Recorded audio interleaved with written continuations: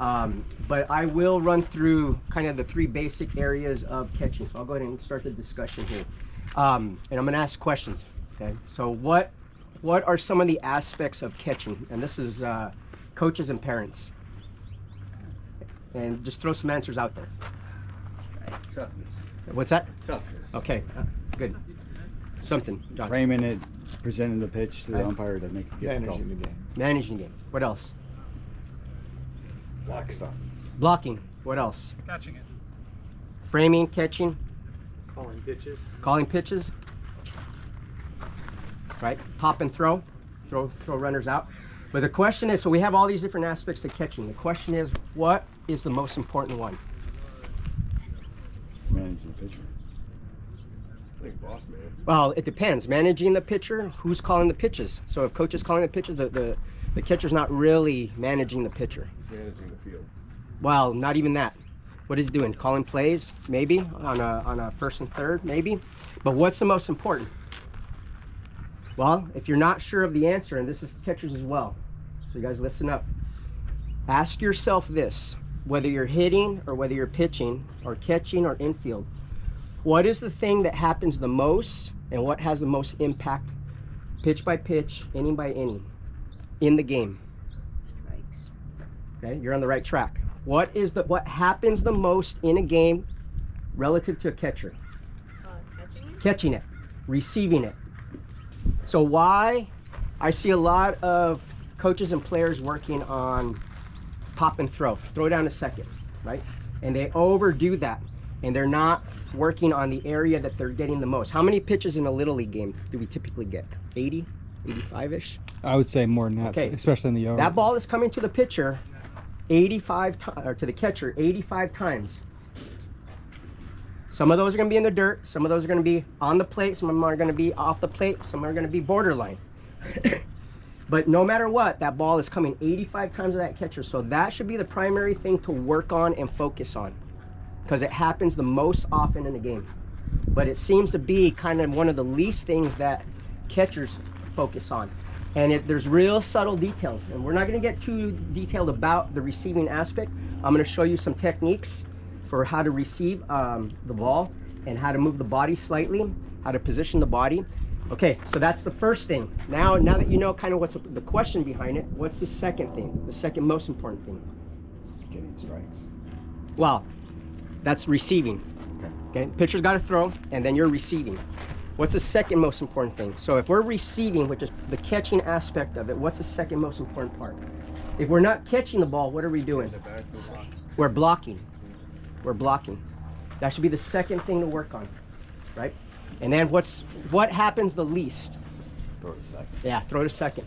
So we should not be working on throw downs and pop times all the time. For those that don't know, pop time is how quick you can, as soon as the ball is delivered, how fast you can get it out and deliver it to second base and get it there, right? So we don't need to work on that quite so much.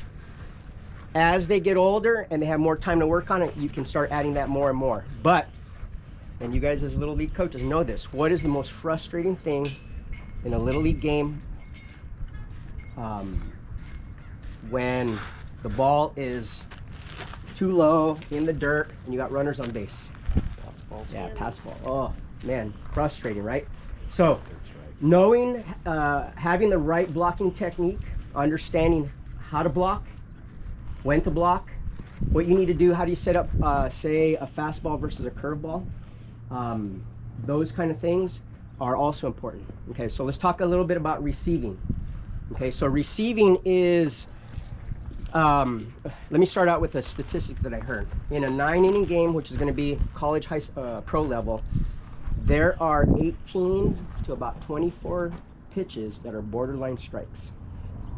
A little this way or a little that way. Borderline strikes. And the difference between an 0-1, let's go 0-0 count start with, and whether the pitch is on or off and you can get that strike is a 0-1 or a 1-0, right? Let's go another step. You have a 1-1 count, and then the next pitch is either going to take you to 2-1 or 1-2. That's the critical pitch, is the 1-1 pitch. Because 2-1 versus 1-2 is miles of difference in terms of what can possibly happen and what are the events that can lead. Let's say we go from 1-1 into 1-2. That's hugely different than 1-1 into 2-1. 1-1 and 2-1, what are coaches starting to think? Walk. Or Yeah, we're looking at a walk. We're looking at a walk. And if that walk happens, that means pitch count's going up, runners on base, right? And now any little thing is going to lead from that. In Little League, any little thing is going to lead from that runner to scoring position on second base. A drop ball, slightly gets away, whatever. Fall on the knees, something, right? So the chain of events that can happen from starting with a 1-1 into a 1-2 or a 2-1 are vastly different. An inning can get away from you real quick. But if a catcher can earn that pitch and know how to receive and move the body to steal that pitch away, let's say 1 time per inning, it can change the game right there in the first inning, second inning, third inning. It is that important, right? Now, we're Little League. I'm stressing this kind of at the high school, college level. It's that important. And at the college pro level where it's happening 18 to 24 times in a game. So let's say in a Little League game, we don't quite have the control of the pitchers, that they're right borderline hitting the black or around the black. And it's only a 6-inning game. But let's say it's even 6 to 8 pitches in a game. That's 6 to 8 possible outs or 6 to 8 possible runners on base. And let's say even half of those score. You're already down 3 or 4 because your catchers can't get that strike. Now, am I over exaggerating? Maybe a little bit, but it's that important. The receiving aspect and being able to steal that strike or earn it. And let me give you guys a little bit of a secret. Umpires want to call the strike. They want to call it because they want to be part of the game.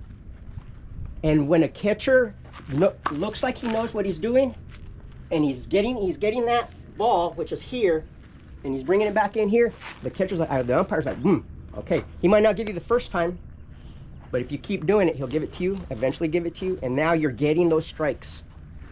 And he's going to remember you the next time you come around, and he might give it to you at the beginning. Okay? It makes that big of a difference. We don't think of it that way, okay? But think of it as chained events. One event leads to the next event, leads to the next event, leads to the next event. If we have that 1-1 count against the first hitter in the inning, what's the most important out? First out. First out is the most important, right? So there's that chain of event again. If we don't get that first out, we're already in trouble. There's a runner on base with no outs. Coach, can I add something? Go ahead. To your umpire thing? The inverse of what he said is true too, right? If you're the catcher and you're doing this, there's no way you're calling that a strike. Wade told me that in my first majors game. And I can't call that a strike because the other team's going to yell at me, right? Because if you're going up and catching here, this is part of the receiving technique. It's no way a strike. Absolutely. So even if it's borderline and the glove falls out of the zone, right, the umpire is probably not going to call that because it's too iffy, just like what John was saying. Okay, so we're going to talk about some of these techniques here. So the basic idea here is when we're receiving, we're always, so let me grab a plate.